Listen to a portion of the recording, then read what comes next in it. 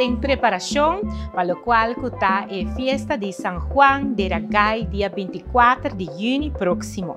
Na Casa Tinta, tem uma conferência de prensa junto com a Comissão de Celebração Dia Nacional e o NOCA, com o qual nos apresentar o buque e cosecha de guancho, que vai para turnos muito nan, de escola básico e preparatório. Um buque do qual conta e conta de São Juan, mas também tem sopa de letra, tem roupa informação e também tem o qual está uma pintura para assim ora não pode participar para ganhar prêmio.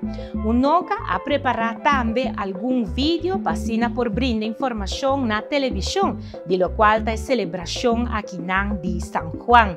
E mais claro, é dia 24 de junho, a invitação está para passar na diferentes centros de bairro na Rondi Aruba, que tem a celebração tradicional aqui de São Juan de Ragay.